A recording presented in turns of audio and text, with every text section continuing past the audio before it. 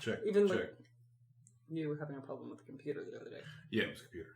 Yeah, that looks decent. Yeah, even the azaleas we have aren't native azaleas. You know, the honeysuckle we have is not native honeysuckle. And it's disappointing. All right. Now that looks tiny. It's probably loud enough. All right. We're back. So that looks good. Check. Check.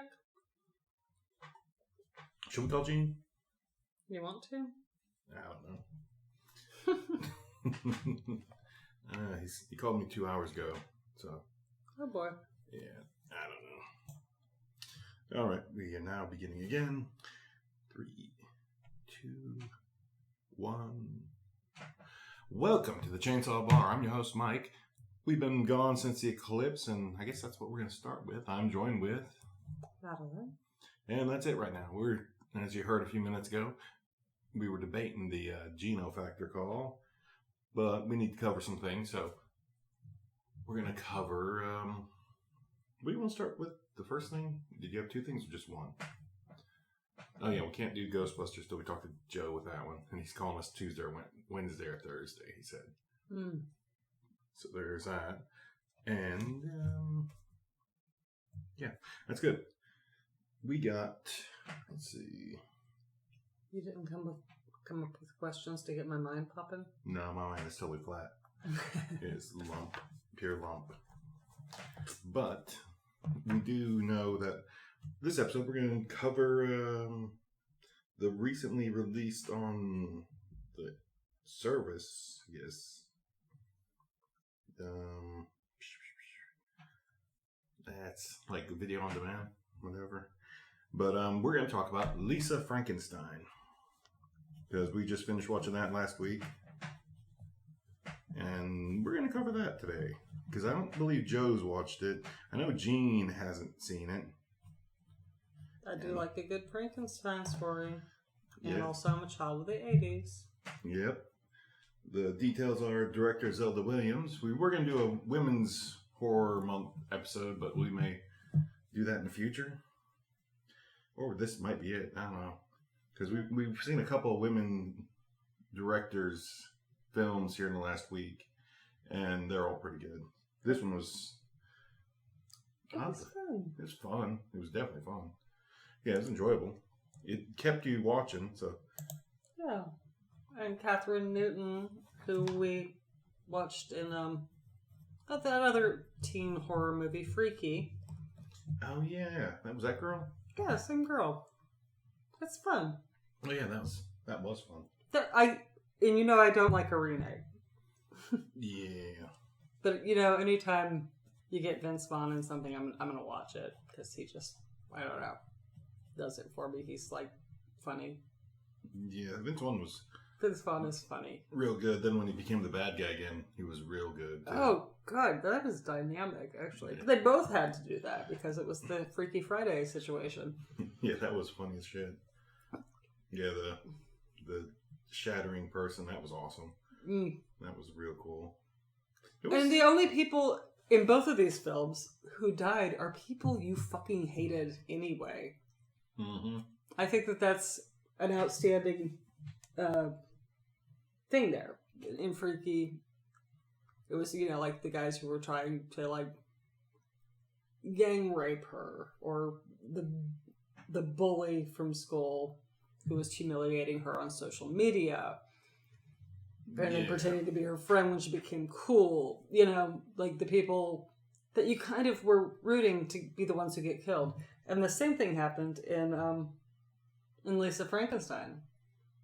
It's I didn't really like those people. Again, a guy who was being a little bit rapey. Women who were mean to other women. Oh, man. And it's like... And then, well, I'm not gonna go too far into it, but yeah, it was kind of vindicating, and it was a sweet love story. It was a neat love story. The way they ran it out, yeah, that works. And just being like that goth chick from the 80s. Yeah. Was it? This is a little bit earlier in the 80s than when I was that age, but I was more like that age in the early 90s, but still that chick. Yeah. Was it this episode that, like, this show where we had the discussion about goth chicks aren't nice to each other? No. What was that about? Well, that was when we went to go see Ministry. Oh, yeah. So Mike won tickets to go see Ministry the other week. Yeah, I hope you're jealous. It was fucking awesome. Ministry, Frontline Assembly, Gary Newman.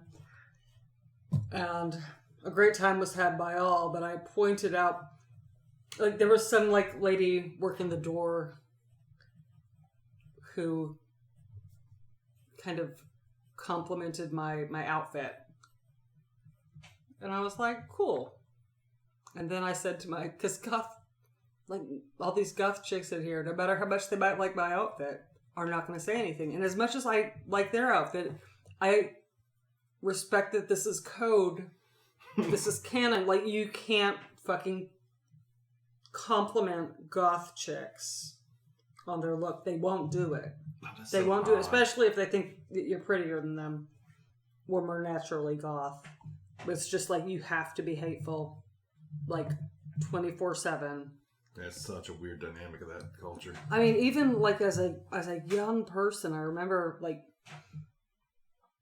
going to some local concert, and the cool like goth couple in town were at the back of the room, of course, arms folded across their chest, like the guy with the black hair and the goatee, and the chick with the purple bob. And I was like, man, they look fucking cool. I was like 12 or 13, 14 maybe at the most. And I'm like, man, those guys look cool. And they just stand at the back with their arms folded across them.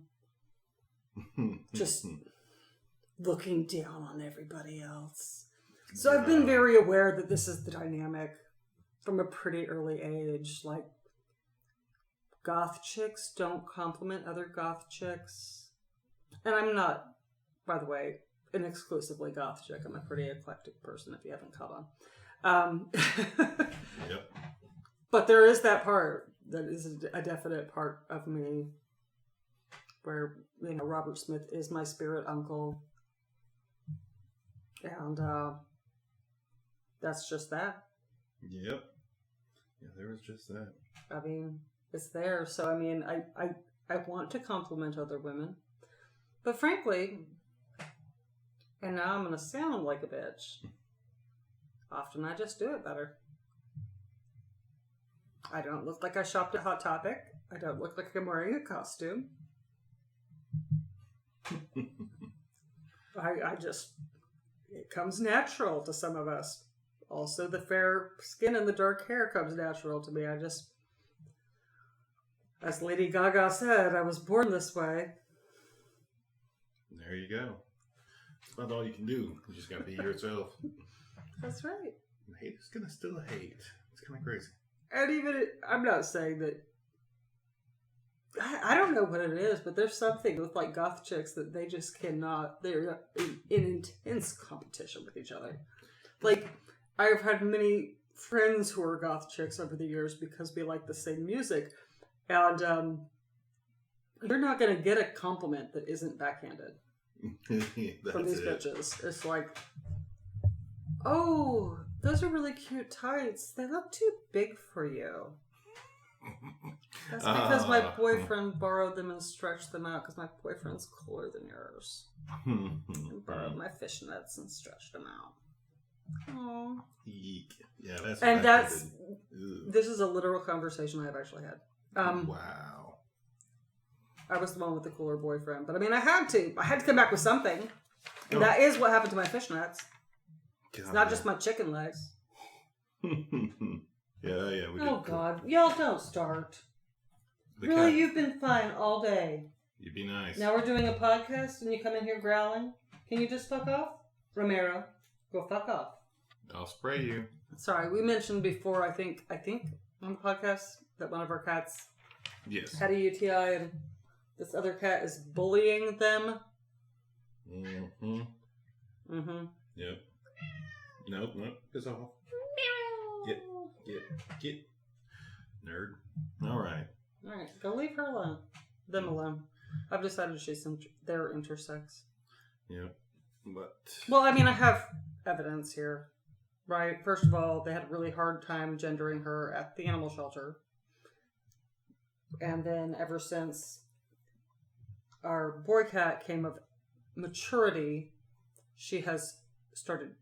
they have started shitting outside the box, which is a trait that only male alpha toms display in the wild, of moving their poop where the other tomcats know they're the alpha. And when we put her in quarantine, them in quarantine, boy, that is harder than you think it is. When we put them in quarantine to see if they had a UTI, guess what? Stopped going outside the box because nobody else was threatening that little domain. Mm-hmm. So I'm saying, I mean, and this is really common in the natural world. It's really common, more common than you think, for real. And I'm just trying. Luckily, I don't think my cat understands pronouns. So if I use the wrong pronouns for them, there you go. they're not going to be offended. But and maybe the tone they'd understand more. But yeah, that's not something they're going to jump right in and immediately start judging us, misnaming them. Yeah, but I didn't mean to misgender my cat. Yeah. It was Humane Society's fault. Blame the cat people that catch them and stuff. That gender them. Gender them. They did. That's literally why the cat's name is Mystery, because they couldn't figure out if it was a boy or a girl for a minute. Mm-hmm. Yeah. Oh, miss. But let's talk about the dangers of sun tanning machines. Because that plays a large factor in this film, Lisa Frankenstein, that we're talking about and haven't deviated from since we started 6 minutes ago. So, yeah, Lisa Frankenstein, they brought the creators' damn electrical technique into a weird 80s way. Yeah. Because this is set in the 80s, I do believe. Right. And they use a Hawaiian Tropic prized suntan bed machine? Yeah. Yeah. And that's the device that brings them back to life. And it's called a tanning bed. Yeah, it's a tanning bed. That's the word. But, yeah, that's the device that lets them alter her creature, her boyfriend, and allows it to start working out, I guess. I don't know if he ever becomes alive or he's just dead. I'm not sure. I don't know. It's not like Warm Bodies where he starts getting a heartbeat again. I'm just wondering if that's kind of like one of these things here, where if it brought him back to life, or are they both just zombies or something? I don't think so. I think he was back to life. Yeah. I mean, that's the whole thing with Frankenstein. Or Frankenstein's monster. That wasn't a zombie. That's true. It was a reanimated corpse. Yes. Reanimated corpses, I guess. Mm-hmm. Yeah, that's definitely a gray area. But then again, he put a heart that works and functions as a blood system. Exactly. And the brain was functioning. And by the end of the movie, cognitive function was happening. Actually, somewhere in the middle. Yeah. And eventually, language became a thing, which also happened in the novel Frankenstein. Yep. So, yeah, interesting stuff. But, yeah, a tanning bed. Oof. The dangers of tanning beds. I've never been in a tanning bed in my life, and I never will. Lord willing. But I can tell you I know one girl who got scabies from a tanning bed. God, that story gross. Scabies. I have heard of a woman getting cancer in her vulva because she was trying to tan between her labia. Ooh. Yeah. Dang. Yeah. But I think generally, and I don't have this information right in front of me, but if you look it up, I think you're about 80% more likely to get melanoma. Yeah, that sounds. If you use a tanning bed, yeah, it's not a safe way. Yeah. To take on ultraviolet radiation, no matter how much I know you're wearing sunscreen in there and all the stuff, but most of the time you're just wearing tanning oil. Admit it, ladies. I know people who go in tanning beds, and I'm not judging you on your aesthetic. We're just talking purely like danger-wise. Yeah, you're definitely going to give yourself a little spots of cancer, probably. Yeah, not worth it. Not worth looking like a dried up leather glove by the time you're my age, too. Yeah, it definitely doesn't damn transfer very well into old age, that tanning technique. Because, yeah, you see, like, leathery women. Yeah, I mean, I remember a couple years ago, now y'all know I'm middle aged, I was going through the line at, like, Walmart or something, and buying some wine, some cigarettes, and the guy carded me and was like, whoa, you're like 40. I was probably actually 38, but, close enough. Yeah. Like, whoa, how come you look so young? My daughter's your age. She doesn't look that young. And I was like, well, it must be the wine and the cigarettes. There you go. In honesty, the answer is sunblock every fucking day. Mm-hmm. That's the answer. And genetics.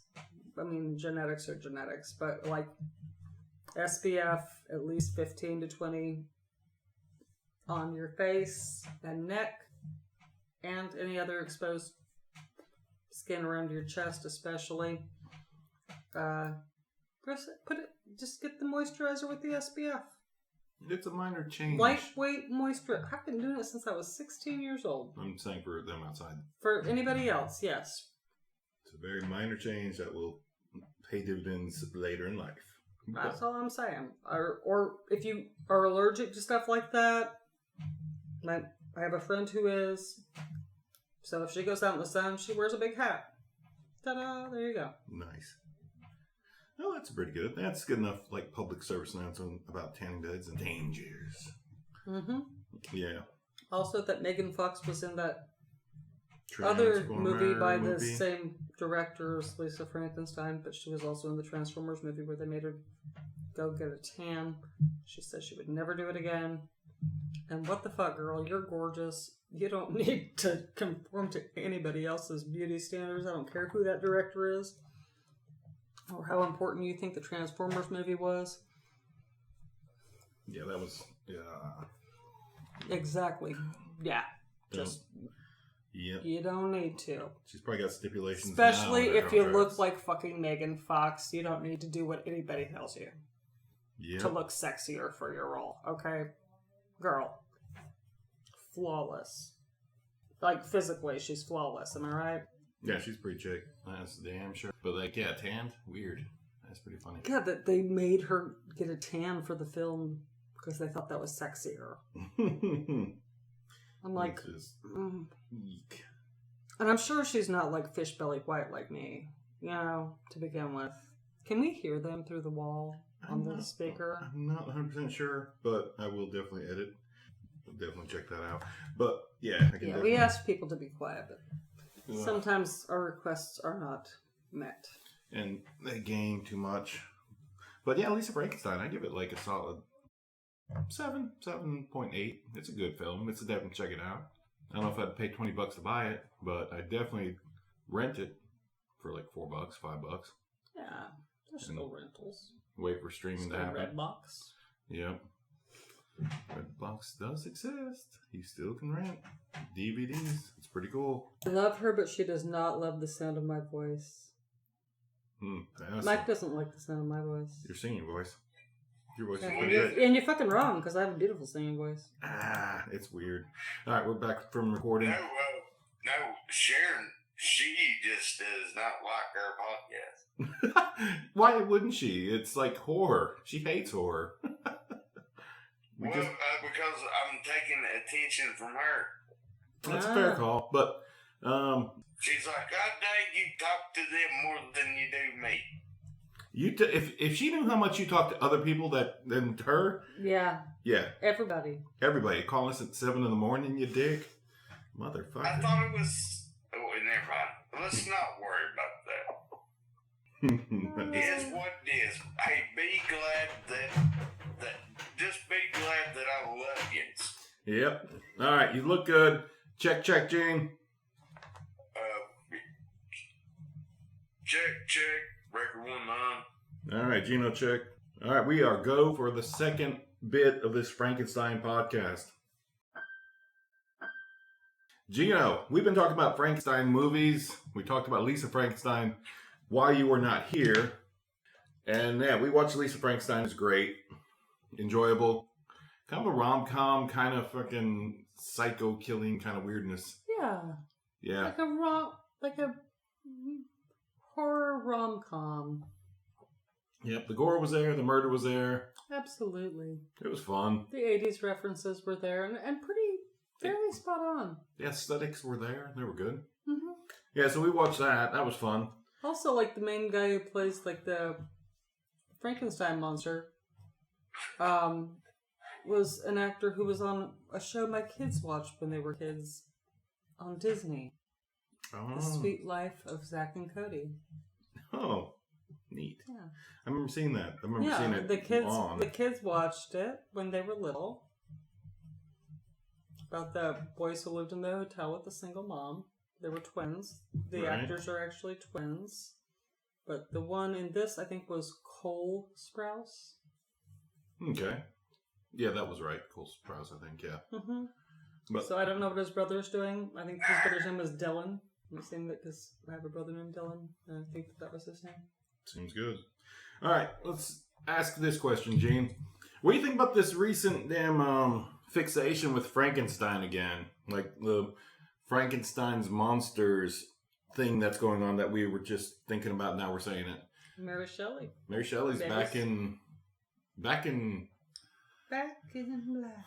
Yeah, she's back. She's back in favor. Like, there's been at least 3 Frankenstein-ish style movies out here in the last couple of years. Hmm?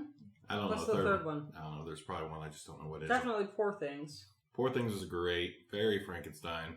This Lisa Frankenstein thing, 100%. Mm-hmm.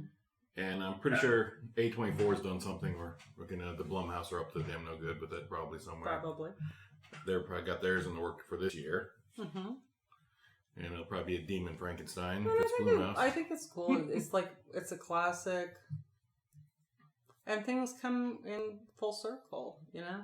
Yeah, we like you were saying, we've done ghosts. Did we do ghosts? Mm-mm. No, we didn't do ghosts. Yeah. Ghosts and demons, kind of. I don't know. They're not the same. There was the whole like fucking The Ring, Grudge, Japanese ghost story, and for sure. There were definitely there was a vampire phase. The phase. point of which one's the best? Which Frankenstein movie's the best one? Because hell, there's like a million of them. Bride of Frankenstein is the best. Yeah, Bride is. Like, sorry, James Whale, man. Yeah, Bride of Frankenstein is You can't improve on that.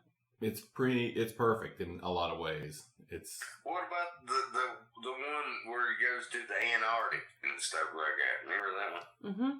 Yeah. Yeah. What was that called with John Malkovich? Oh, that was like Frankenstein 2020 or some shit. No, it didn't have such a shit in it. What was the shitty one with Sting in it? Oh my god, I don't know. Google that up, Google girl. Yeah, dang, was there one with Sting in it? Yes! I did not know that. What? How did you miss that? I probably seen Sting's face and said, nope, turn and walk away quick. Because no. There was the one in the... There was Young Frankenstein, which we told you to watch. Yep. And I doubt you have. Mm-hmm. Frankenstein's like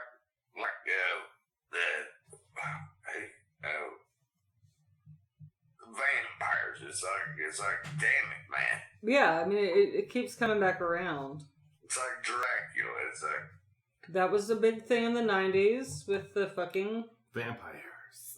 And the first 2 books I read was...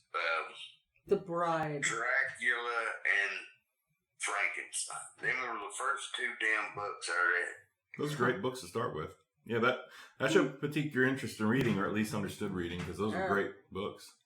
I didn't think Dracula was that great. I'm not a big fan of Bram Stoker, but Mary Shelley, on the other hand... No, actually, if you read the books, it's pretty freaking kick ass. Are you assuming I haven't read the books? The movie with Sting is called The Bride. It also stars Jennifer Beals, who, if you remember, was the main character in Flashdance. Oh, that girl. Okay. Yeah. Anyway, that's the Sting one. Never did watch Flesh for Frankenstein. Sorry, Andy Warhol. I watched Blood for Dracula, and it was just so off-putting. Oh man, that's such a weird one. That was like the one with them. Freaking Yes, it was good. I enjoyed that. Udo Kier. Yeah, I enjoyed that one a lot. It was mostly Udo, but yeah, Blood for Dracula. That was fun. No, it was really gross and rapey and incesty. And, I mean, so I guess an art film? Very art film, yeah. I went into it knowing it was an art film. I seen the director. Well, you saw Andy Warhol. And I understood, like, from the and plots you saw and the reviews. That Beautiful Joe was in it, so there's going to be some gratuitous, like, shirtlessness. Yep. I've seen that one. I ain't seen that. Yeah, but it was maybe good. You didn't miss much. Unless you like gratuity. Like I said, the best one was Interview of the Vampire. That's not a Frankenstein. 100%. As far as vampires, fair enough. And then the best Frankenstein one was the one where it's like we had to go to Antarctica. Yeah. Because the old ones, why can't I find those this? ones is just classic cool. Yeah, yeah, you're right. 100% classic cool. This classic cool, it's nothing that's going to scare you. Was that the one with them? Oh, it wasn't Malkovich. It was Robert De Niro. That's De Niro. Yeah, that was it. Mary Shelley's Frankenstein. Yeah, I liked that one a lot. With Kenneth Branagh and Helena Bonham Carter. Oh yeah, yeah, that was a fantastic Frankie. It was. Loved it. It was pretty. I think I seen that in theaters. It was pretty true to the story too. I'm gonna say that. I think that was the point they were doing. They were trying to be true to the story. Right. Whereas when Francis Ford Coppola made Bram Stoker's Dracula, he completely changed who the love interest was, and yeah. Anyway, That's a great choice, Gene. I'm not going to disagree there. That was a great adaptation. It was pretty cool, man. It was more than cool, man. It was damn gravy groove. There you go. But yeah, Frankenstein. What a idea, concept. Because like it was a subtle thing. You haven't seen it, Gene, but it took a couple Academies down. Defoe was amazing in it, but like Emma Stone, was her name Emma Stone? Mm-hmm. Yeah, No, maybe? No. Is that Emma Stone? Yeah, it is. Yeah, she was fucking amazing in that film. Like, her dynamics and the way she's talking about Poor Things. Poor Things. And it sounds like it's fucking gonna be awesome as shit. Yeah. It is. It's pretty avant-garde. It's very fucking edgy. You'd have a little bit of a time to watch it, and I don't think that Sharon would sit through it with you. No. Maybe during the daytime. Maybe, but there's a lot of boobies and stuff in it. And then there's like a lot of subterfuge about like what was it with the dad? And then you find out about that and it's holy shit. Yeah. That was a fucking fine film. Like, yeah. Hats off to you. It's not like that's something everybody can watch. It's not like a scary film like No, it's not scary. It's not like going to the movies watching Saw or some shit like that. No, it's actually not scary. Not at all hard. It's just very provocative. That's a good part of it for some of the people that likes horror films but don't want to go overkill. Right, I like the provocativeness of it. Yeah. Which is why I like horror films. Some horror films, I understand why people don't want to go down and watch the damn thing. Right. Like I said, Mike don't, and he don't like Hostel. Ugh, you're right. and he don't like Saw. It's too drawn out. I liked it the first time I saw it. But I watched them all and stuff like that, and then I got where he's coming from and stuff like that. Now, damn Saw got where it was the same damn scenario over and over. Yeah. And I went on a bench and I said, hell, I can go watch every damn one of them back to back. Impressive. Then I couldn't even differentiate from none of it. Oh, yeah. It was just like, oh, this is what you got to do if you want to survive. Oh, man. Yeah, every time. Fucking guy. This is what you got to do is take this knife and you got to cut that person up and get the key. Mm-hmm. I was just like, all right. All right. After the damn 7th movie, Damn. I was like, damn it, man, I'm gonna know how to survive this son of a bitch. Yeah, and the thing that like people joke about is like, why don't you just tell them while you're doing it? Like, you obviously have them conscious. You could just say, like, you're setting up the puppet. So you gotta suffer too. Oh man, I've seen it. it's Right.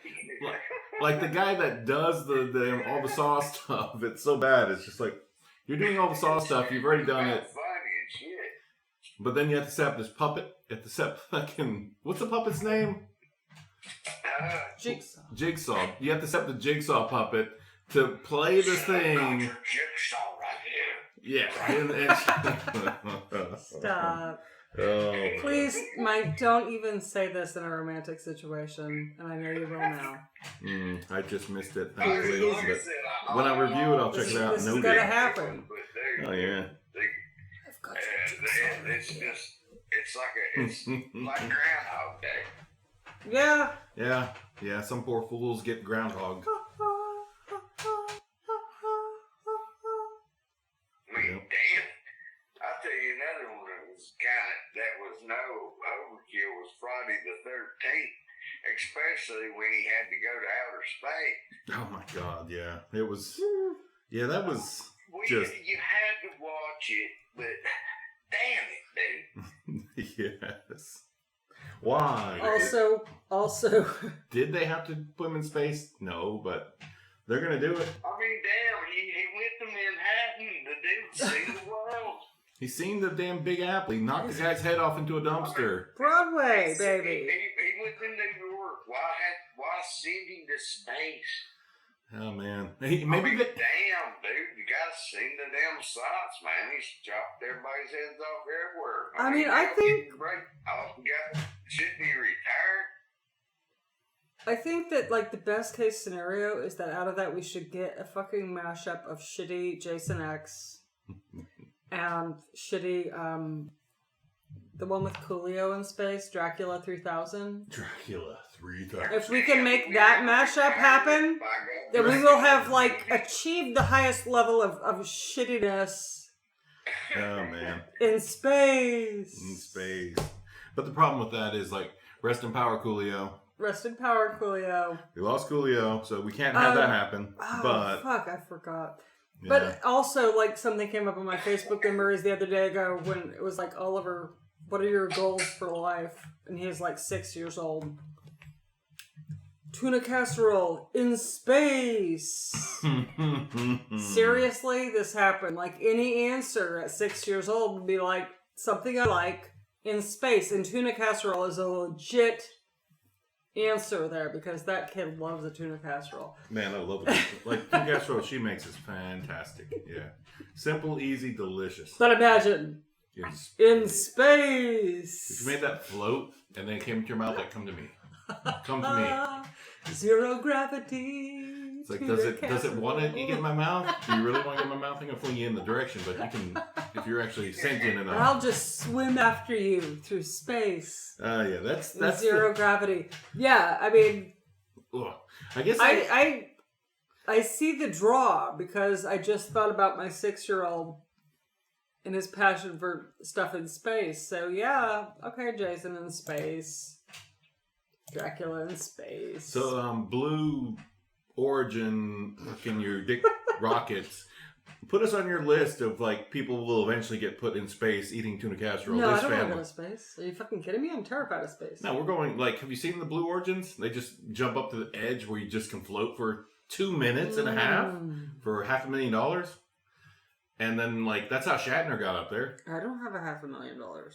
I don't have him. Nor did he. He Also, got invited. Shatner got like fucking bummed out by that. He got freaked out. He was amazed, and then he got bummed out later. But at the time he did it, he was just like he had the damn the system, the thing that happens to you when you see it, when you break the barrier of the Earth, Yeah. and then you're just out in the blackness of space. It's like I think that's holy like shit. seeing the full solar eclipse. Like I am so small. Yeah. I am so fucking small. This is overwhelming. Yep, that's it. I don't remember the thing that happens, but it happens to so many people. I don't know what it's called, but like I started weeping during the full solar eclipse. It was so fucking cool. I was so like just humbled by the universe that I started crying, and I think that would happen in space too. But also, I would be afraid because I am legitimately afraid of space. Yeah, fair enough. And the deep ocean, Yeah, the deep ocean is a terrorist, which is also space. Call it what you want to call it. It's also fucking outer space.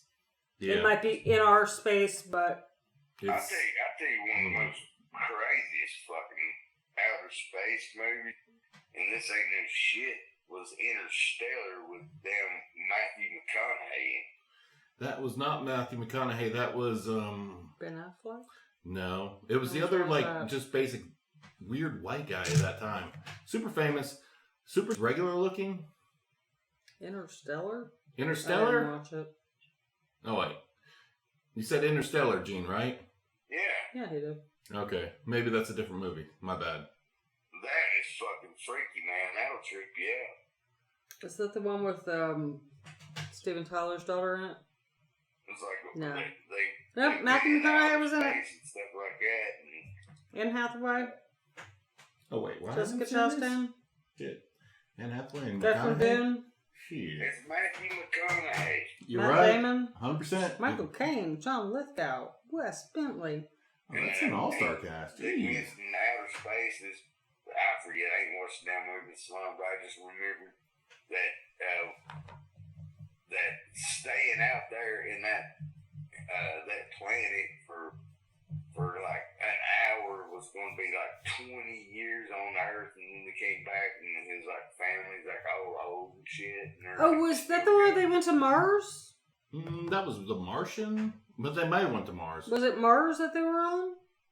No, it's just this planet. Different- I forget why they needed to go there. I forgot, but it's this weird ass planet and stuff. You just gotta watch it. I'm not gonna run it for no. I might have watched it already, is all I'm saying, but like, And fair point.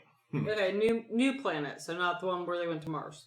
Yeah, so Martha Nolan movie. It was like an ocean planet. it's a Christopher Nolan film? Mhm. Oh, wow. All right. So it's definitely well-directed. It's got an amazing cast. So I'm definitely going to have to look that one up probably tomorrow. Why not? Interstellar, dude. If I don't trip you the fuck out, by God. It's just a sci-fi kick-ass movie, by God, that you'll 100% you'll put it you'll buy the DVD and you'll put it on your bookshelf. I'll buy the Blu-ray, but as the kids say, well, all right. All right. Yeah, I didn't watch it. Not gonna lie. Because I did watch the one, The Martian. I've seen... watched the damn thing. The damn thing I did is I've got so many movies that hell far by God, I can't match Orbits, but yeah. I need a DVD case, not a bookcase. Not a bookshelf. I need a DVD. They used to make those things. I need like a nice bookshelf for my DVDs. That's a fact. So I could layer them a little bit and maybe hit like a lever or lift a thing so I could lift up and then look at the ones behind it. And that would be sweet. And I could double the book space and double the DVD Yeah, they have size. some that like fucking fold out like. That Yeah, folding out. And if for those at home, she's They kind of used doing to. this like hands in front of her bird wave out. So like hands together and then wave out. That's what she was doing just There there. used to be a thing when people had DVDs, but nobody does that anymore. So Yeah, everybody's went to Blu-ray and 4K and all that, but everybody's just went to like streaming too. streaming. Downloading. Like nobody has like physical copies of shit. People need to embrace the DVD.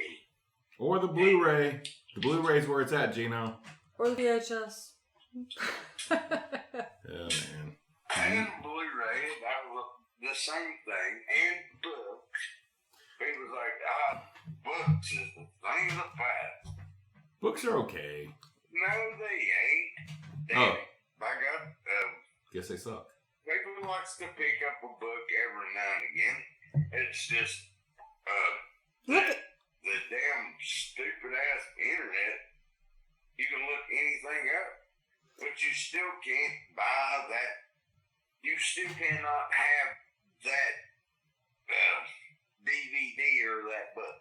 You have to buy it. Yeah, and you can't smell an audiobook. Okay, that's fair. Like when you're reading a book, Gene, you know how books smell. Generally, when you read books, you know that. Yeah, it smells like old paper and mold. Yes, it's called bibliature. Yeah, it's fucking. It's alright. It's It's actually called bibliature.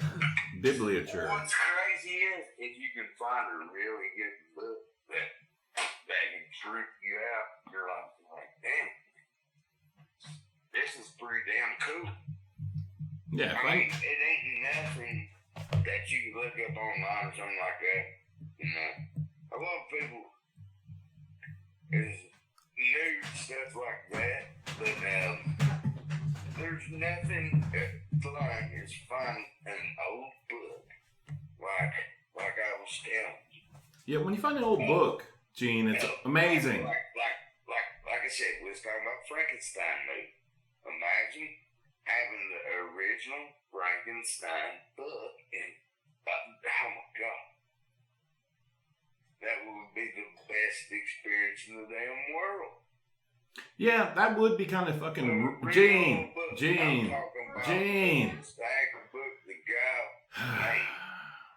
This is why we need him physically here, people at home. Gene. Yeah. You're not listening to me. I was trying to talk to you. You were just talking. Yeah. So, like, I don't disagree at all. Like, having a physical copy of an old book is pretty awesome. But, like, owning, like, a first edition of something is fucking, like, rich person level of some things. But, yeah, like, that original Frankenstein, if unedited, I don't know. I don't know if they've edited Frankenstein, Mary Shelley's damn Frankenstein, or just let it roll all through the century. Because it's about 100 years old, I'd say. At least 100 years old. That would be so kick-ass to fucking do that. And, well, I don't know if you heard about the fucking this. first edition of I think it was Frankenstein? Or something like that. It was a Sell book. it. It was a book about the dead. And it was at Harvard, I think. Harvard, Yale, hell, I don't fucking know, one of them damn universities. Mm-hmm. But the book cover was made out of human skin. Yes. Yeah, that's true. And Probably. there was a big controversy. But that was all about the book. It was about that. And then they took the book. They took the skin off the book. Yeah, just recently. The book up. What was the book? I missed that.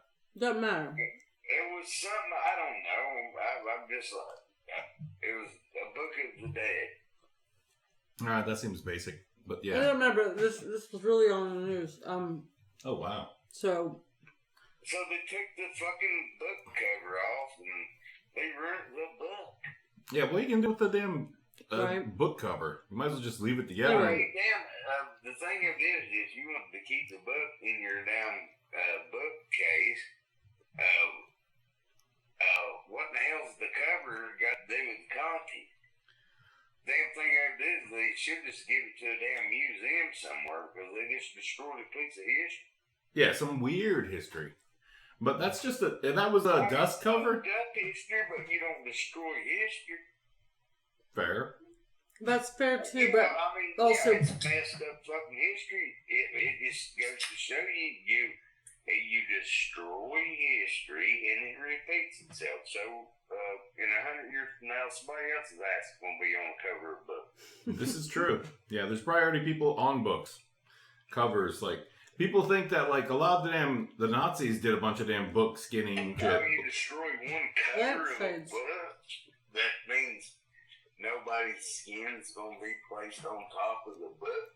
look, there is a argument for removing cursed objects from libraries. Okay.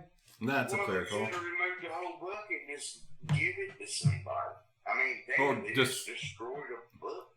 Or destroy the book. Because, they like, destroyed the cover. they destroyed the book, the cover. But, like, when you destroy, like, I don't And know. it was morbid. The damn thing, it was a morbid thing.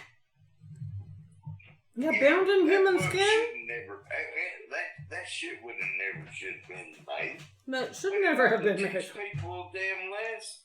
Yeah. It's like... Anyway, Frankenstein, Frank's... the novel, is over 200 years old. So Oh. Look at what we was talking about Frankenstein. There's Motherfucker. taking pieces from other people and stuff like that and to make another person. Yep. Gene. and if Mary Shelley could have had that published in a book with a human skin leather jacket, she fucking would have, because she was a fucking OG. Yeah. Like, seriously, she lost her virginity on her mother's grave. Oh, wow. After her husband died, she carried his calcified heart around on her person at all times. She carried And somebody's heart around. Her dead husband. Her husband. And then she went and slept in his That's pretty crypt. shit. She slept in his crypt until she God died. dang, that's awful. So yeah, if somebody published a copy of Frankenstein with the cover in human skin, she would have been down with that. Yeah, she probably would have okayed that. But She absolutely would have. there's an endless supply of people who would volunteer to have that done to them. Mm-hmm. Yeah, there's like, yeah, put that in your donor card. Like, yeah, turn my fucking skin into a book cover. Done. I would fucking do that. Check that. That's one organ I'm not fucking dying from. After they're dead and shit. Whatever happens to my body after I'm dead, I can give a shit less. Yeah, Yeah. fucking skull fuck me. I'm not here. Yeah, exactly. I'm gone. The damn thing of it is, I hope somebody, one of these days, after I die, I hope somebody digs me up and says, hey, look at this guy's skull. God dang, what kind of Neanderthal was this bastard? Damn. But for real, like, honestly, if I could donate my skin to be a book cover, Oh, that'd be so fucking nice. because I am an organ donor, and that is the largest organ on my body, Yep, your skin. Yeah, don't I'd be down. I got a cool tattoo. Come on, y'all.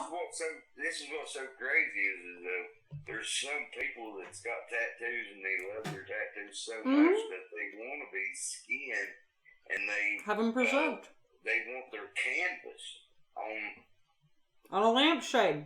or something. So, yeah, they want to be preserved. Their art to be preserved. Yeah, they want their art to be preserved. So I just don't get why they destroyed that book. Yeah. Yeah, why not? It was a different age, Gene. It was a different age. I mean, People were there more... was not informed consent there. Yeah, who knows? Like, You in don't this know. era... Well, I think the reason they did I don't know. People was probably using it as like satanic shit, or So, like using it as like stupid, crazy stuff.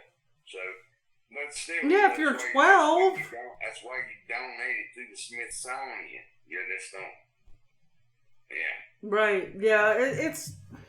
That's truly bizarre. Yeah. Here we Well, go. Here we go. Yeah, I'm sure that book is freaking dark. I wouldn't want I'm not sure it is. You never I'm know. not sure it is. And I don't really, count. Like, things that other people think have bad energy. Like, I know when I feel bad energy. Yeah. But things other people think, oh, that must have bad energy. Not to me.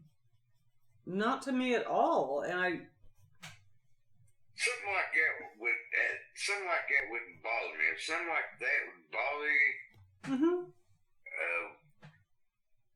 yeah, I just don't see that. And I guess, I mean, it's a buck's a buck. And it depends. Like, I found a dead bat a few months ago on the ground outside the supermarket. Had been, run over by a car, completely flattened. And I was like, it's a fucking bat.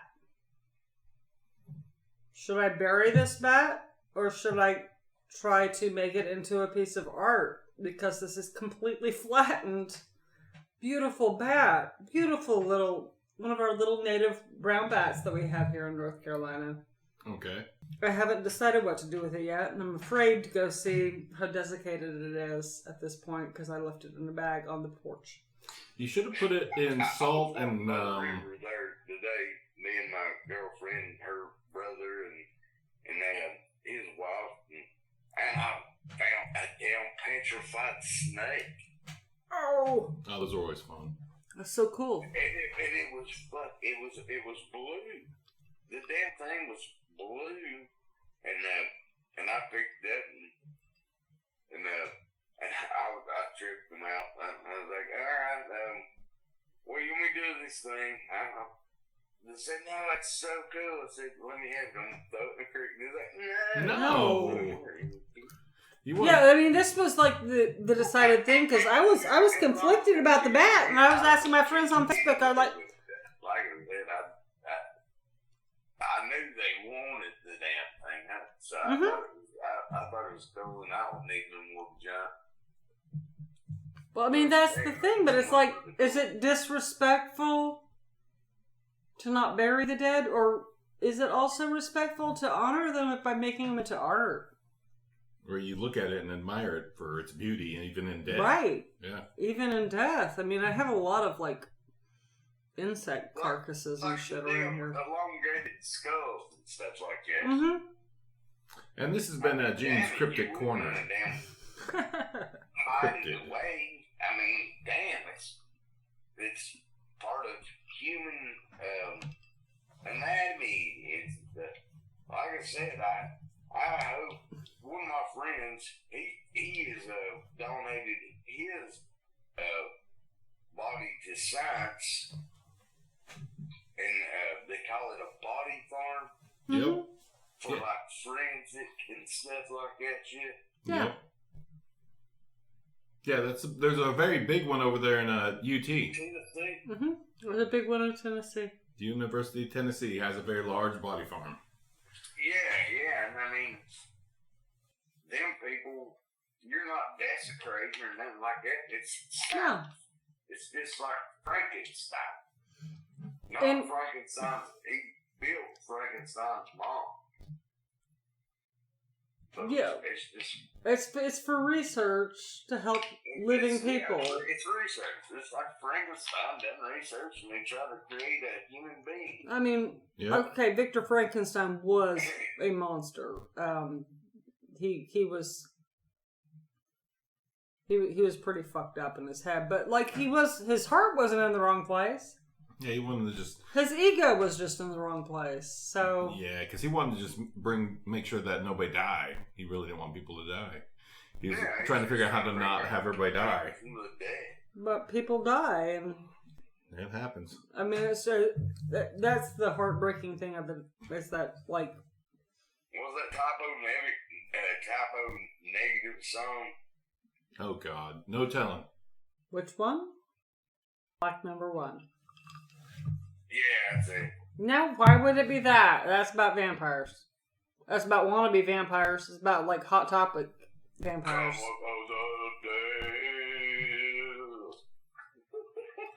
Summer breeze makes me feel fine. But the adjustment of my mind.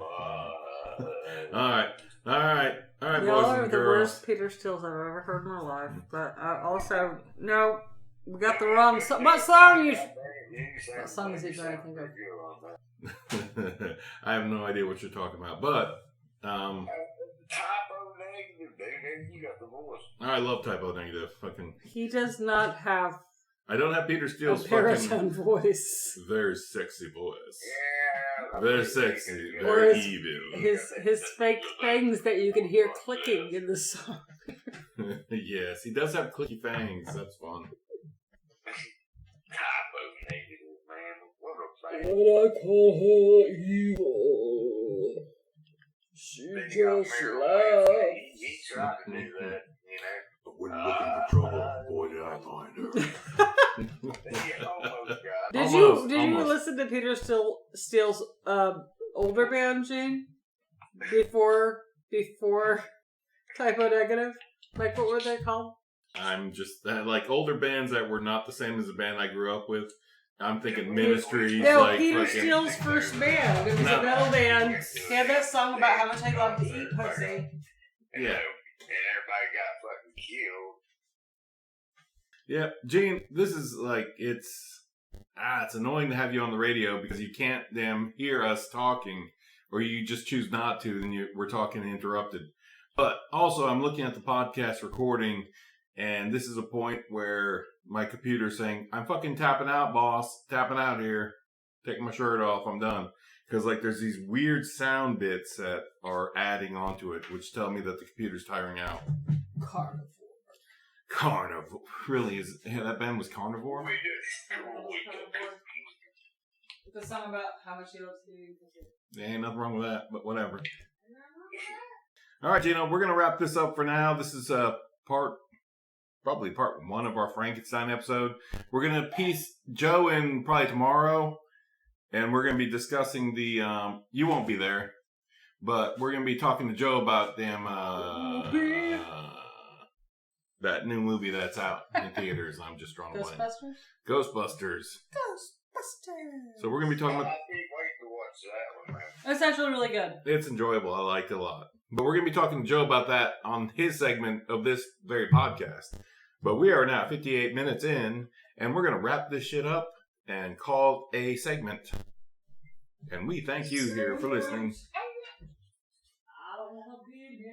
Summer breeze makes me feel fun. Just like the jasmine. Yep. Oh, yeah. So fun. It's so good. Yeah, I seen Peter Steele in fucking Typo Negative in fucking Greenville, fucking South Carolina. Nah, dude. It was weird. I had to go there alone because like I didn't have friends who wanted to even see Typo Negative. Aww. So I went alone, and it was just like, huh. I think it was like Characters or something was the club. Now we know you're a real fan of negativity. Yeah, it was pretty fun. I enjoyed the shit out of it. If I had known Like- you at the time, I would have known friends who like Typo Negative to send you with. Yeah, it was a It blast. wasn't me. I loved it. It was a long drive. I mean, I've never they're been there. okay. They're okay. They're okay. But I never like went out and like. Man, it'd been like Chapo negativity. Yeah, Oh, my name is just negativity. yep. I don't want to be me no more. But Lesbians are sexy. fucking yeah. Vampire lesbians. Click click with I my like teeth pussy. fangs. Yeah, I mean, Yeah. He's a man after all. whatever. But it's just like, What do we talk about winter free? what was the damn like fucking quote on the inside of October Rust? I think it was October Rust. Like it was like, never mistake lack of creativity for genius or something like that. Something like that, yeah. This is not verbatim, but I was just like, that just sounds like so pretentious. Yeah. Seeing that, and I was like, I was a teenager at the time that came out. My goth friends fucking ate that shit up. Yeah, he definitely didn't like himself that much because he was just like, "Don't look at me like I'm a genius. Don't look at me like I'm a genius." Is that the way you read that? Yeah, that's the way I read it. The way I read that was like, everybody else thinks they're smart, but look at me. No, it's just like don't think I'm fucking a genius, whatever. Because like I read an interview one time about it, and he was like, "No, don't think I'm a genius. Fuck this. I'm just a jackass or something." Oh well, that is actually kind of. I think you're a genius. I'm not a genius. No, I know I'm a genius. She's arrogant though. I also had my IQ checked. Just numbers and them tests. It is. It's numbers, y'all. If your IQ is not high, you're a genius too. 75. Woo! Did you have that checked? You like fried taters? Oh, yeah, I like them with I like the way you talk. I'm pretty sure God once sent a man like Gene to Hades, even if he deserved it. He only had a small IQ. We only had a small one that day.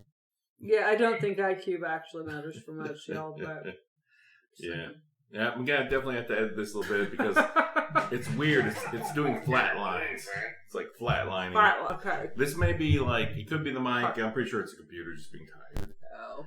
But it's doing flat lines. Good baby. I'm gonna have to edit like a section of it. Then it's all good. But 74. Mm-hmm. My mom and dad always told me I was really smart. All right. That's it. You shouldn't have made me bury my brother. Mm-hmm. You shouldn't have made me bury my little brother. I had a brother. He was perfect in every way. All right, there's a jump. We're out. That's it for the segment. Gino, Brum. And I think I'll go home now. Yes. Yeah, that's perfect. All right. I might not be a smart man, Jenny, but I know what love is. But I know what love is. Lieutenant Dan. Lieutenant Dan. You ain't got no legs, Lieutenant Dan. As long as none of us go full retard. Don't go full I retard. should have died there. I should have died now. Oh, God. All right, let's give this a pause so I can have So something. there is some level of genius happening here, right? I mean, come on. No mortals can do this shit. We could have been some bad actors. Could have been some real bad actors. I need like 4 seconds so I have a segment to edit. We lost their fucking calling. We could have been some bad actors. We could have been, we could have had a bad fucking trope of damn actors. And did really bad cinema or something. Trope, troppy. Something with an E at the end. And then it's just like we're in a theater. We was going to make it, speaking of bad actors, we was going to make it, that movie, we was going to make it damn. Jersey Shore Dracula. We still gotta do Jersey Shore Dracula, so maybe we do. This shit now. And I'm saying we fucking light a fire under Leah's ass for her. There's a bathroom on the right. Because that's fucking genius. The shit that she came up with, and she won't fucking finish it. Alright, pause this first. Stop talking for like 4 seconds, 5 seconds so I can get a clip. I'm going to be able to edit out where this computer's doing because it's doing this left side, right side. Like, look at this shit. Look at the spike difference. It's doing this and then it's doing that. Oh, that's wild. Yeah, that's wild. It's like there's all mountains and it's underworld mountains on the other side and nothing on top. Icebergs. 3, 2, 1. That's good enough. You can't see my hand signal, but it worked.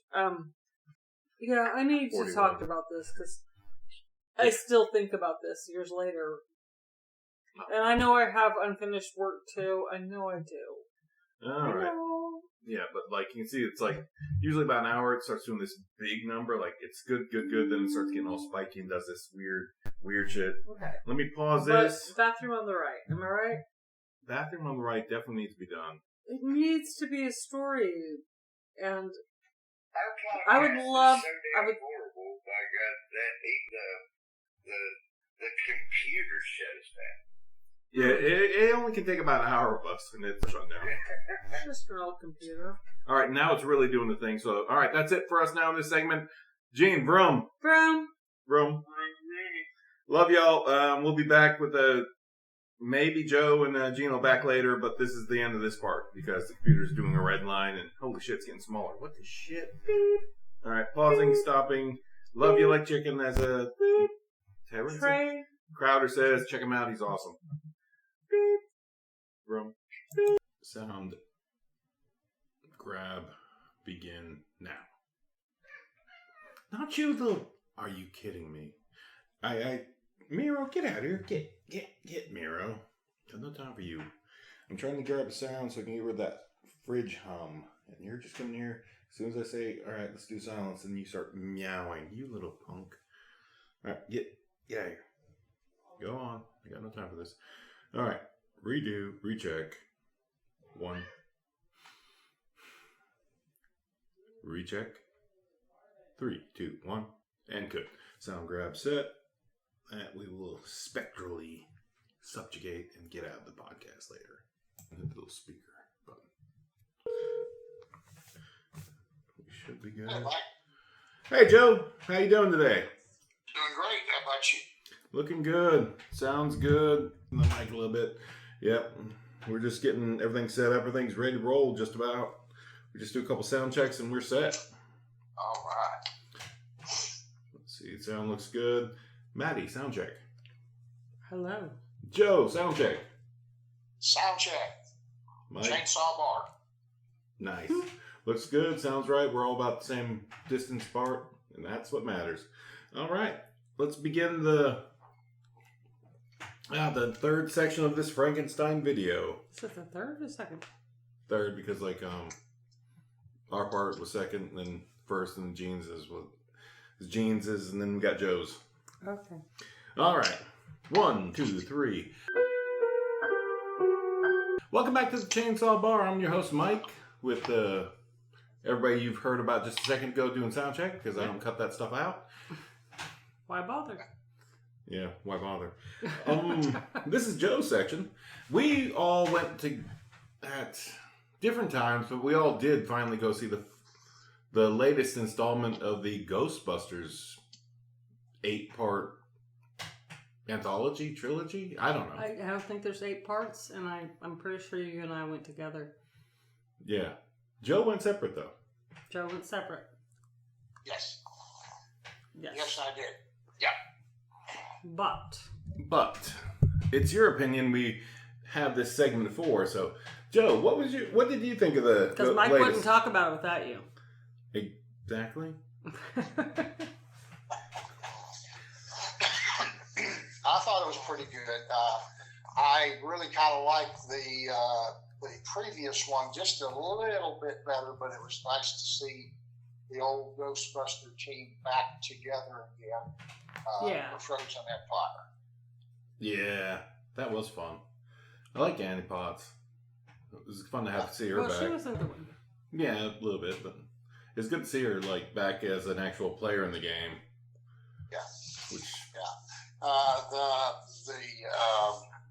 the beach scene when the ice age, when the ice comes in from the ocean, and then Tall, Dark, and Horny was pretty good. So yeah, that was a good character. That was a great ghost. Did you just say tall, dark, and horny? yes, Yep. Tall, Dark, and Horny. Yes, Very accurate. Very. Yes. Yep. Well, I mean, it did show that in the trailer, and Bill Murray did say Tall, Dark, and Horny, at 12 o'clock. Oh yeah. Yeah. Oh yeah. Yep. And spoilers ahead, outside the actual film, you should have already seen this, people. So, and future aliens, hopefully you can dig this up somewhere. But, that Tall, Dark, and Horny fellow, those horns were epic. Especially when he put it back on, that scene. Whoa. Oh, yeah. That was impressive as all get out for me. Yeah. Well, I was, maybe I didn't see them all. Maybe I left the theater for just a minute. But when all the ghosts got released, it seemed like, the emphasis was on the Stay Puft Marshmallow People and the green blob, from the original Ghostbusters. And, I was expecting a little bit more, but, they did get, what was his name? Rick Moranis in. And I thought maybe Sigourney Weaver would make a cameo, but she didn't. No, that was hopeful. That would have been cool. But yeah, Slimer has to be. There has to be Slimer. Yeah, Slimer's almost canon. He was in the cartoon. Definitely in the cartoon, the after-school cartoon. That ran for so many years. That, if you ever get a chance to watch that, Joe, the actual cartoon was pretty kind of darky feeling for a cartoon. Oh, okay. I'll check that out. Because I enjoyed, like, the Sam Hain episode was absolutely fucking brilliant. The love for, was it Diana Ross? Probably. I can't remember which character loved Diana Ross, but one of them did. Or was it Aretha Franklin? I think it was Diana Ross. Yeah. On the cartoon. Just, okay, it's been a minute. Yes, like, I bought the box set here in the last 5 years. Yeah, I'm talking about when I was a child watching the Ghostbusters. When they had do you remember the Ghostbusters candy that they released in the 80s that was like Slimer slime? It was in like a toothpaste tube. Yeah, Slimer slime. Disgusting, but I had to have it, right? Yeah, it was just a little slimy, gummy gel toothpaste, essentially. It looked like a toothpaste tube. I don't remember what it tasted like, but I had to have it. It's ectoplasm. It was Yeah. Slimer's ectoplasm Yeah, candy. it was the Slimer candy. Ugh. Yeah, that looks so nasty. I did not have to have it, nor The did I see 80s it. were a weird time, y'all. I had to have Mr. T cereal. Oh, God. Yeah, Mr. I had to have Slimer slime candy. Ugh. Mm-hmm. Well, that was all the grandfather of, Cartoon Network's Slime Awards that they have every year. Oh, yeah, kind of like, what was that? Like, it used to be Nickelodeon that did the sliming. Was it Nickelodeon? It was Nickelodeon. Okay. Yeah, they did a lot of sliming. That was one of their big things. You can't do this on television. You can't do this on television. Canadians, man. Canadians, what are you going to do? They're going to do their thing. And they slime people. And that was a big draw for, like, years and decades. Oh, really? I mean, like, that show was so gross. You can't do that on television with all the, like, barfing on everybody. Yeah, there was a lot of vomiting. There was a lot of vomit happening there. I don't know how my gag reflex survived my childhood. Most of it's implied, but...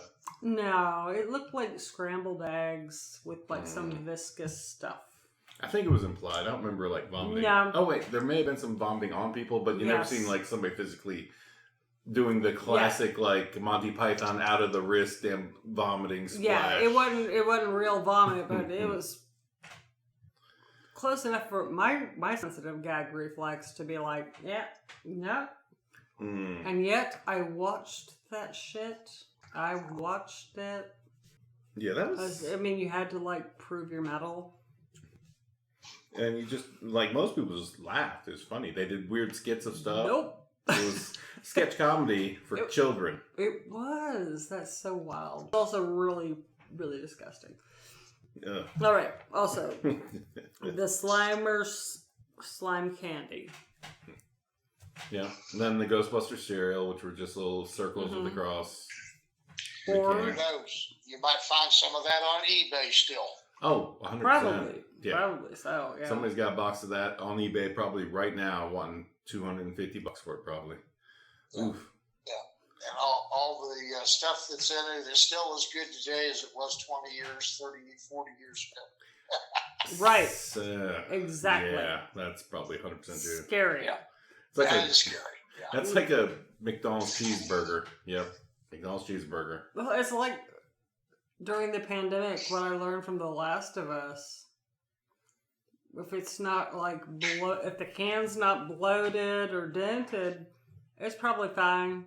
Chef Boyardee was a good chef 20 years ago. That's nasty. But if it's still in their world, that's still good food still. It's still edible. Oh. And that's scary. That's scary. We're all made out of formaldehyde now and gonna live forever. Never gonna die. Never gonna die. And that's definitely a good reaction. That sounds awful. Joe, did you ever watch the latest television series, The Last of Us? No, I haven't got into that one just yet. My plate's pretty full right now with some of the current stuff like Shogun, and I've been watching a couple of series on PBS. Oh. So it is on my to-do list. Oh yeah, it's that one episode with what's his face? The love story one. That's all you need. I've actually only watched that one episode with the Swanson guy from Parks and Rec. Right. That's not like him. Offerman, yeah. Him. Like his episode, that one episode, that major episode, everybody fucking lost their minds over. That episode is amazing. That was actually. Yeah, I've got that one wrote down on with my movie list for 2024. Yeah, that is. I watched the whole series. I'm not a gamer, so I didn't know the backstory of the video game. Tell us about it, sir. Yes, dog. What have you got to say about this?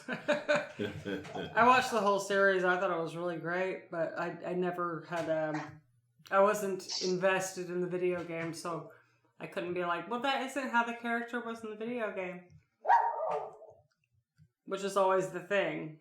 Like when I read a book and then watch the movie and I'm like, they fucked this up. I think that's like that for gamers. Dog seems to agree. But, they do. Yeah, definitely. Yeah, when they mess up books, it's crazy. Which is a good segue into this question, Joe. Oh. Do what now? All right. That's a good segue into this next question. Okay. So what's your favorite Frankenstein film and why? I still go with the original one from 1931, just because it was just so unique, and I saw it at a very young age, and it made an impression. And then I've got to agree with Gene. Bride of Frankenstein was pretty good, and then Frankenstein, and where they got together, and it was fighting the Wolf Man. Was pretty good. But I really enjoyed Mel Brooks's version, Young Frankenstein. I watch that every year. It's just so funny. It is so funny. Yeah, I definitely watch it every couple of years. That's every 3 years probably. The original one with Boris Karloff, just made an impression on me, and so I love to stay up on Friday nights at midnight, where I grew up at, watching Creature Feature, and they showed all the Frankensteins and the Wolfman's, Dracula, Creature from the Black Lagoon, and then they started getting into the 50s sci-fi. The evolution. But Frankenstein #1 was the door that I went through that discovered horror movies. Yeah. Yeah, I definitely agree there. That was game changing ish. Like Mary Shelley's book was game changing. Like the original novel was game changing. I was reading about that today because I deep dove some information that we had talked about with Gino that you weren't privy to hear, and you won't be until you actually have to listen to the first damn third of this podcast. Because Gino got into this. Movies, the movies, like you said, Mary Shelley's book, and so you see the movie, it makes you want to read the book about Dracula, read the book about Frankenstein's monster, and I think everything else is just an offshoot from Hollywood. But those two were based on, definite great novels. I'm gonna say I think Mary Shelley was a way better writer than Bram Stoker. Mm-hmm. But the stories are still good for both. Bram Stoker's a little dry in his writing for my taste. But Frankenstein. Wow, we did talk about this already, right? Yeah, we about did. Mary Yeah, Shelley. so, yeah. Okay, so I don't need to repeat. Nope. You're just gonna have to look it up and listen to it, see what kind of a OG goth chick Mary Shelley was. Yeah, no, 100%. But that brings us. OG. So for the listeners, Joe, earlier in the podcast, this podcast that you're going to be Frankenstein'd into. We discussed like the science, and Gene was talking about Interstellar, the movie with Matthew McConaughey and Anne Hathaway. He was really, really big on that film. I don't know what it's about. I haven't seen Interstellar, but he said it was great. Yeah, I hadn't seen it. Either, but it was a nice tie-in on the Mel Brooks movie that they had been able to use some of the original laboratory equipment, from the first 1931 movie and the Mel Brooks movie. No, yeah, definitely going back that angle. From Young Frankenstein and the James Whale film? The James Whale Frankenstein? Oh, that's cool. Yeah. And that's the Young Frankenstein, some of the lab equipment they found in a warehouse at whatever studio, and they got permission to bring it and use it during the filming. That's so cool. That was from the 1931 movie. Yeah, the Universal. Yeah, they must have dug into it. One of the Universal storage units. That's pretty awesome. Yeah. Oh, that's so cool. Yeah, because you can see it like in the lab. Definitely, not thinking about that scenes. Yeah, they definitely had some of that old product there. I wonder who did the. There are these unsung characters in film who do these who make these labs, who are doing the scene work and stuff, and it's like all I can say is I know James Whale directed that film. Boris Karloff was in that film, and then it's like, who's doing the stuff? Like, who's a set damn creator? Right, or the lady, and shamefully I cannot remember her name. The lady who designed the costume for the creature from the Black Lagoon. Yeah. And she got completely written off.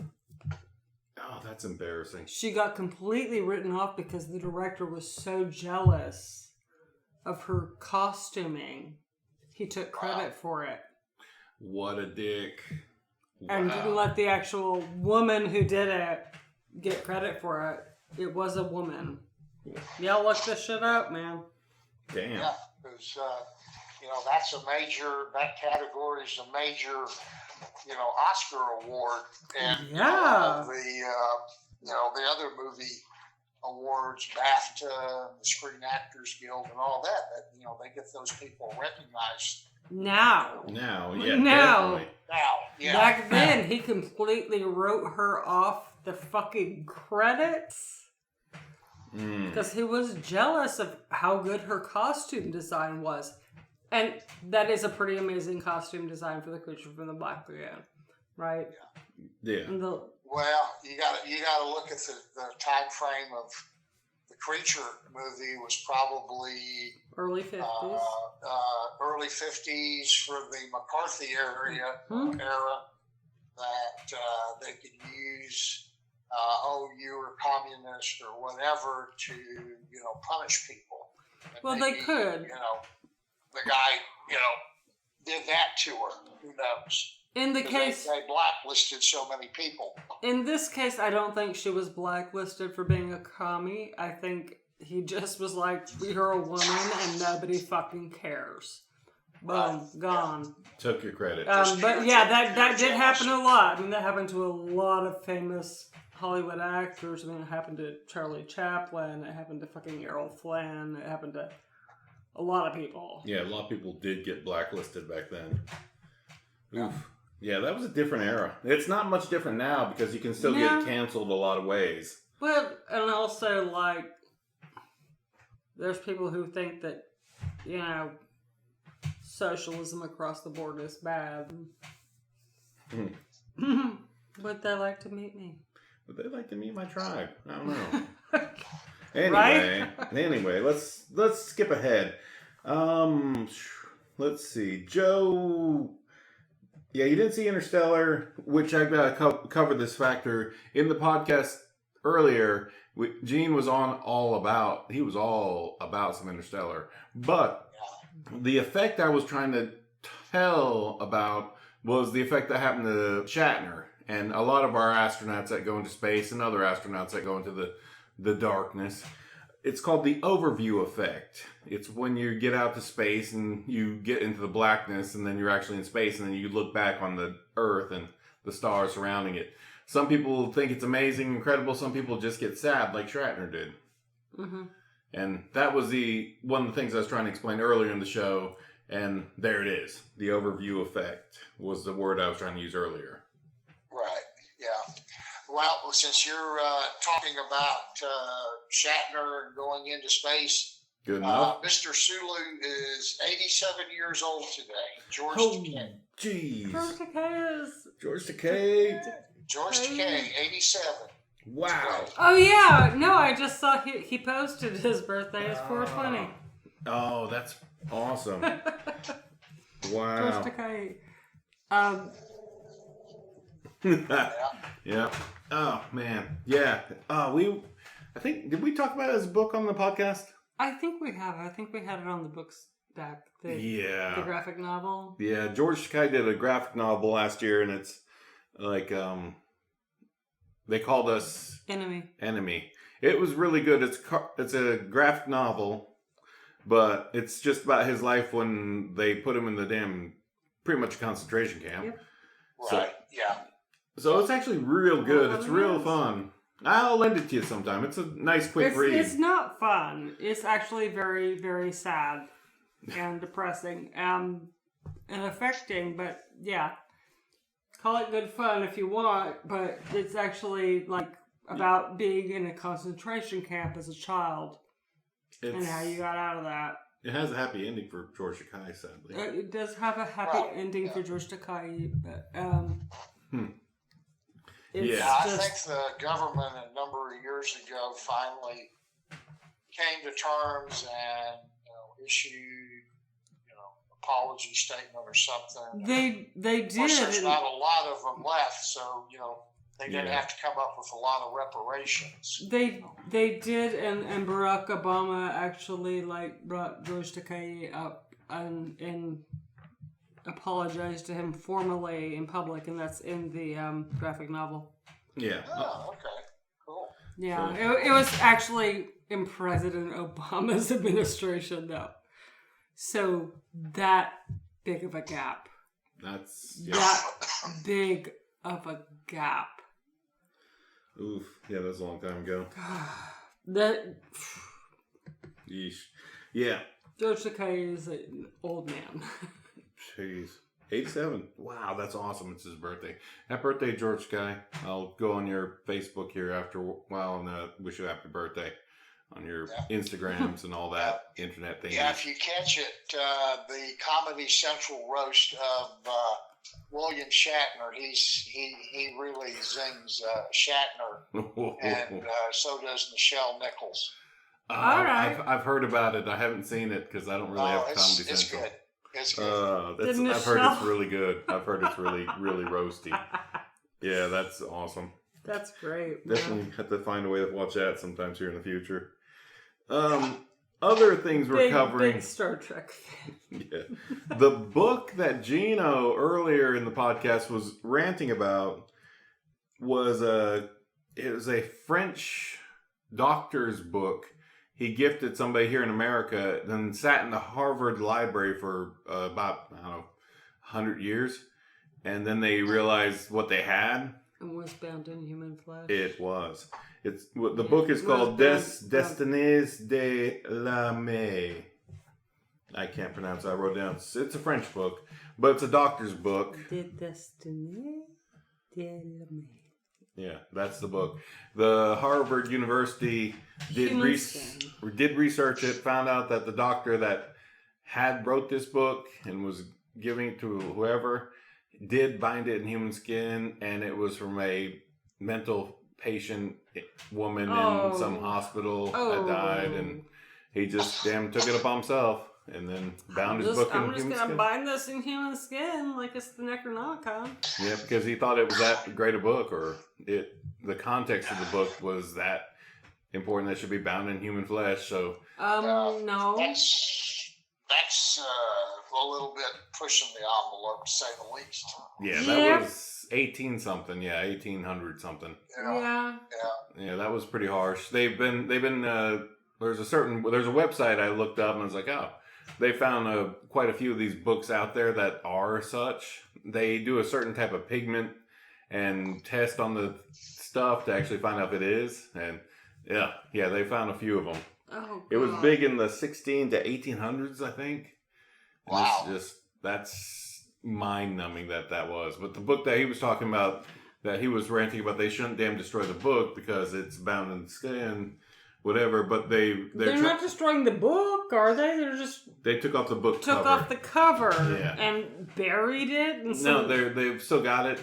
They're trying to figure form. Yeah, they're looking for like records and stuff to find out who the gal was, and they're going to bury it. They're going to bury it proper eventually when they find out what they can figure out best they can. But yeah, that is some dark shit. That doctor was a crazy fuck. So that's the Destinies of Friends? Is that what that means? Probably. I don't speak French very well, but... And I'm not a Googling person, so there's that. But yeah, that was the book that Gene was talking about, that he was mad that they took the book apart. He said, you shouldn't take the book apart.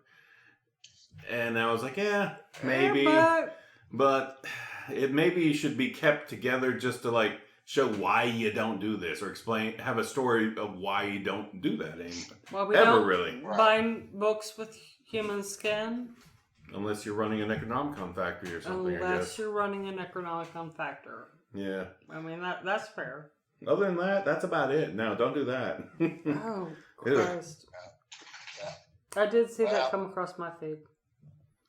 So, that was in place, and we have 2 cats in the room, and that's not great. All right, let's see. Have you ever seen Blood for Dracula by... Andy Warhol? No, I don't think so. Well, don't, I guess. Probably. Yeah, probably don't. Probably don't.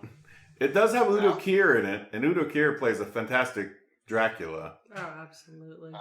Because we did segment into Dracula a little bit from the book. Only because we said we hadn't watched Flesh for Frankenstein, because we watched Blood for Dracula, and we're like, no more Andy Warhol.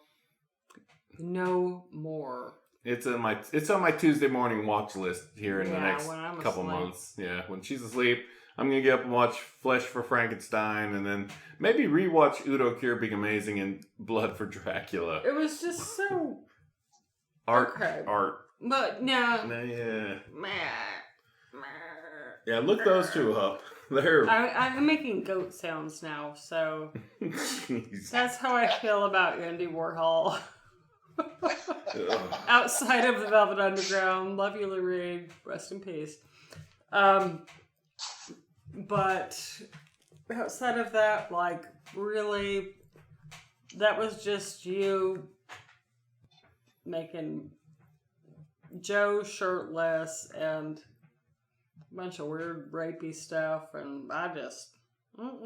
It was a weird film. Very, very artsy.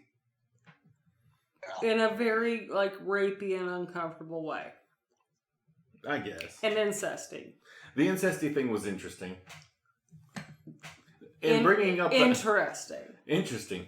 Because it brings up another fact that I had to point out the day before yesterday, and I laughed about, and it's just like, at least somebody's doing something right, I guess.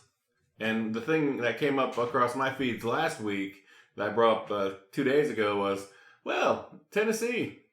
Well played, Tennessee. You guys banned first cousin marriages just last week.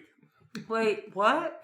Yeah, they officially banned first cousin marriages last week in Tennessee. Man, we've been second cousin for years here in North Carolina. I'm sorry. I gotta laugh. They're pretty progressive over there in Tennessee. Shut the front door. Oh, man. Yeah, that was a funny thing I mentioned. Everybody just stood and was like, is that real news? I was like, yeah, that's real news. That's real news. They also just approved a union for VW workers in Tennessee. So, right on. So there is some progress happening in Tennessee. Next door is kind of getting progressive. Holy shit. They might be the new California. What? Doubt it. Yeah.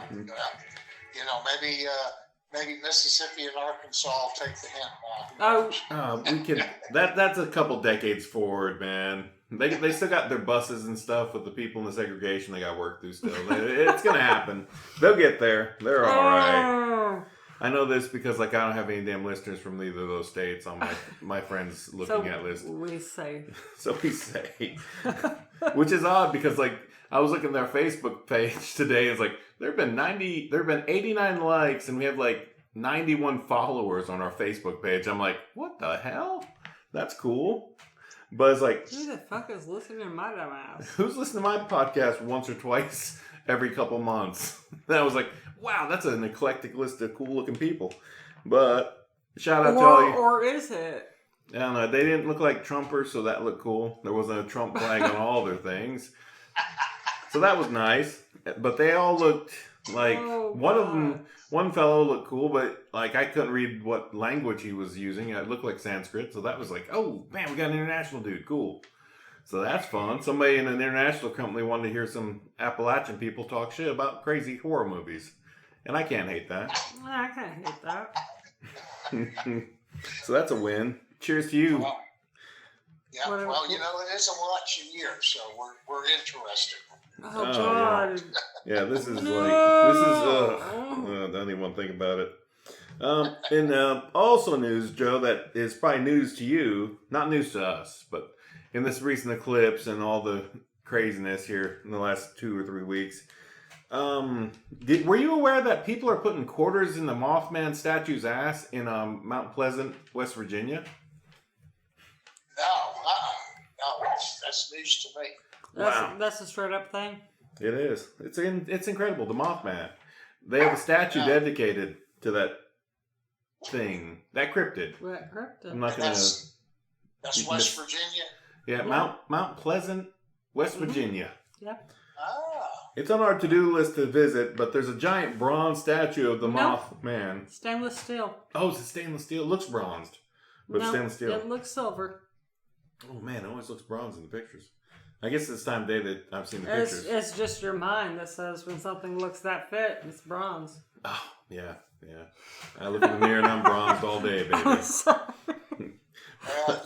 you gotta spend those opioid settlement funds on something in West Virginia. Oh, fair enough. Yeah, that's a fair call. Get some bronzer, get some spray tanning. Also, that actually be like copper, but okay.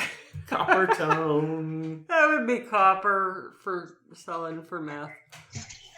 Oh. And it would be a carburetor if it was selling for fentanyl, but it'd be platinum colored. It'd be more but silver. it would be more of a silver color, right? Yeah. For fentanyl. Yeah, we're decades. Like it's either a copper Mothman or a platinum colored Mothman, depending on how bad West Virginia's doing that year. Ah, y'all, jeez. don't do drugs. Jeez. Happy 420 though. That's not a drug. That's recreational. Happy 420, folks. It is the 4th day of April. It is the 20th day of the 4th month. That's what I meant to say. Damn it. I know. He's actually not even stoned. He's never been stoned in his life, y'all. Mike has never imbibed. My mind's running through all the things I need. I'm trying to bring in and just try to round Joe back up to the podcast because, like the rest of us, except for you guys, don't really listen to this thing back very much. But back me up that I'm right here. Mike doesn't. He can't. No, can't. That's the thing. But work-related can't. In the future, probably. Hey-o.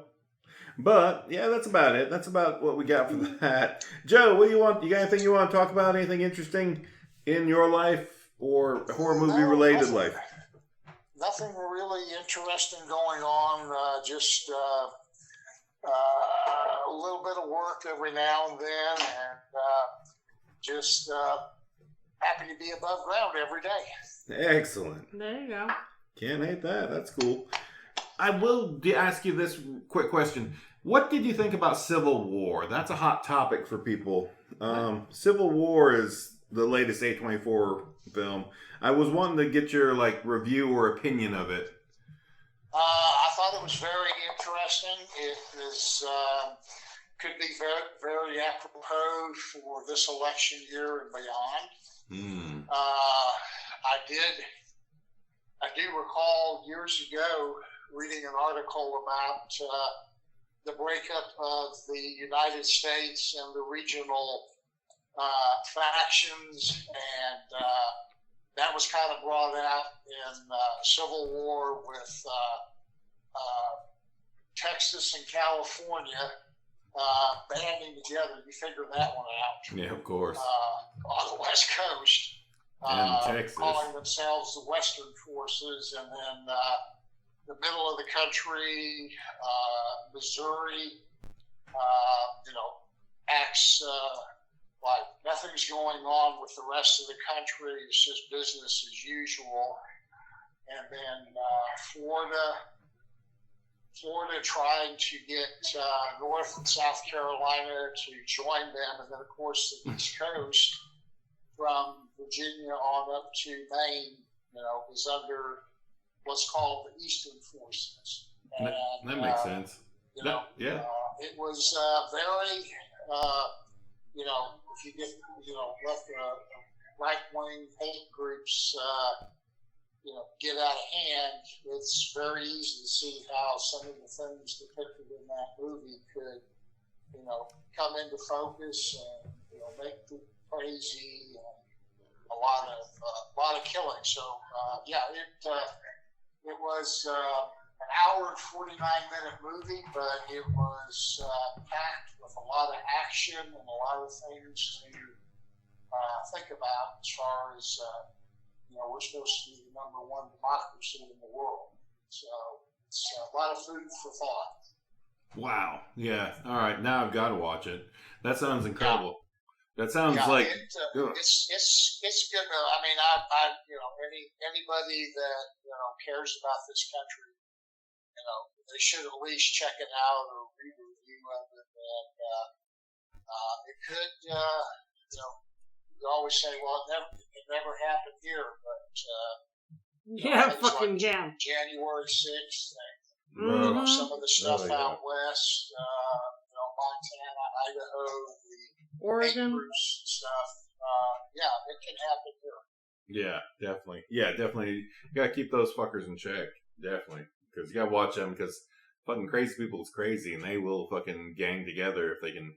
What was the group in Oregon who were taking over the fucking Indian territory and saying, well, you can't... I can't remember those guys. I can't even remember what they were called. I just remember that everybody in the world sent them dildos. Oh, that's right. They kept getting their group got sent dildos. They got sent fucking bags of dicks, literally. They were so mad. And they were just trying to keep the fucking native people from getting their fucking burial grounds shit treated like it was a respected place. God, what were those guys called? Yeah, that was just a couple years too. It was just a couple of years ago, but there's so much. There's so much. Those guys, when everybody started sending them dicks, they couldn't. Their minds were exploding. They I didn't was know like, what to do. That was funny. Yes, these are my people. These are my people sending dicks to these literal dicks. Yeah. Yeah, I recommend, like I said, you see it and form your own opinion. As they say, who watches the watchers? Exactly. All right. That sounds fantastic. Joe, we've kept you for 40 minutes of your life. You can check back and re-listen to this. This is episode 89. We're going to be calling it the Frankenstein'd episode. Because we're going to stitch a couple episodes together. Upcoming next week is the League of Ungentle Yeah, the Chihuahua. That's definitely true. Is that Chihuahua, Joe? Is it a Chihuahua or a Terrier? Oh, you heard me. Oh, it heard you. My dog is going crazy at another dog outside that just came by. Oh, yeah. Chihuahua or Terrier? So that's probably what you heard in the background while I was talking. Hey, Joe, was it a Terrier or a Chihuahua? Schnauzer. Oh! Schnauzer. Schnauzer, okay. Out of the left field. Okay, there. but still a little dog. Little dog. Yeah, she yeah, they're the angry ones. Yeah. It's like, what are you doing? Get, come here. Hey, dog. Hey, here. It's like that classic Far Side when that scientist figures out the dog's language and they're all just, hey.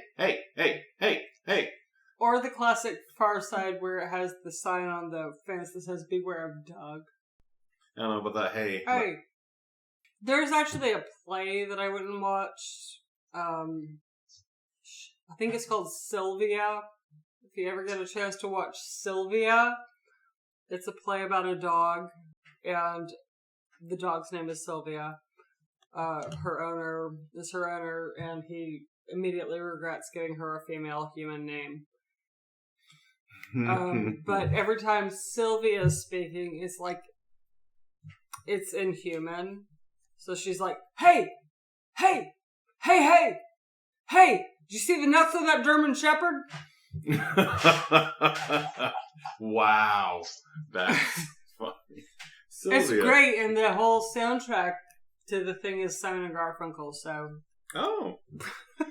Simon and Garfunkel soundtrack. Okay. I mean, how can you go wrong with dogs, dog nuts, Simon and Garfunkel, Sylvia? That sounds like a good afternoon to me. No, I thought that was Celia. Sylvia, yes, Sylvia. Oh, you've seen this play. Oh, yeah. How fun is that shit? Oh, my God. All right. Sounds like we've had a good podcast. That sounds like that's a good wrap up. The thing's doing its fun little thing where it's like things to do. If some production company in your town is putting on a production of Sylvia, just go ahead. Just go ahead. It's a funny story about a guy and his dog. It's probably better than a boy. Simon Garfunkel soundtrack. Come on. Yeah, it's probably better than a boy and his dog with the guy from Miami Vice. I never watched it, and I will not watch it because you keep saying it's depressing as fuck. Oh, it's also really good. Joe, did you watch A Boy and His Dog? No, I don't think so. That don't ring a bell. Okay, it's a Boy and His Dog was a 80s like creature feature, late night, up all night kind of freaking. Hey, it's a freaking you're up with a Gilbert Gottfried kind of USA film. Well, is it Gilbert Gottfried? I don't remember who directed. Was it? It was that era. There's USA's late movie that I got to stay up and watch. But had damn Don, the guy from Miami Vice. He was the main character, young, post-apocalyptic, fantastic film. Y'all check that out. And Joe, I'll dig it out and see if I can lend it to you. It's on DVD, or you can figure out how to stream it. It's probably out there now. Probably on Shudder. Oh, yeah. Boy and His Dog. And that's going to wrap this podcast up because I hear the neighbors bashing on the doors and we're too loud. Have you heard of our neighbors? Nope.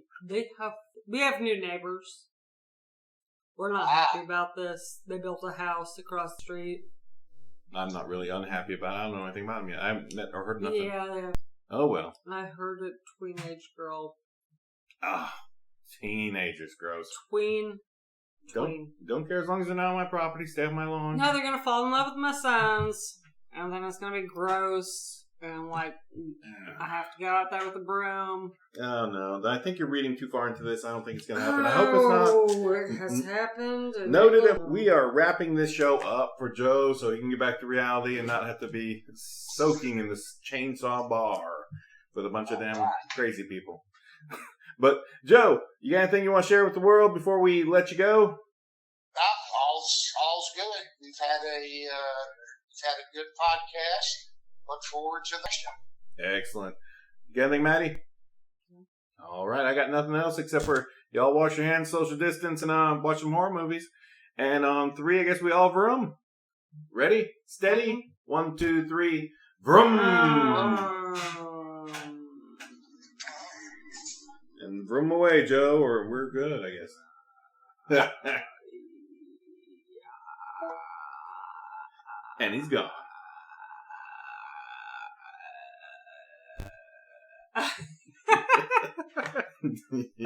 All right, that's our show. We thank y'all for listening. This has been 89, the Frankenstein'd Up episode. And like I said, what was it? I don't know. But like, yeah, if you could look at this screen, that's bad. That's just bad. Look at that. It's just like weird waves. Was that my voice? My voice did that? Your voice is doing this, but it's like the... That makes sense. It's the speaker. Let's move this way and see what it does. And then it kind of does its like...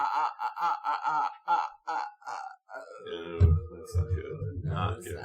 All right. Not good at all. Let's see if I can switch unidirectional. Does that do anything different? Oh, that spikes and gets weird looking, but doesn't do anything different. It still spikes. Interesting. Let's see if we do this one. Nope, doesn't do anything different. Nope. Check it out. We love y'all. You're awesome. Stay that way. Cheers. We have a chance for our love all our U.S. and worldwide listeners. Our likes on the Facebook page. Appreciate you. And y'all take care of yourselves. Until next time. Cheers.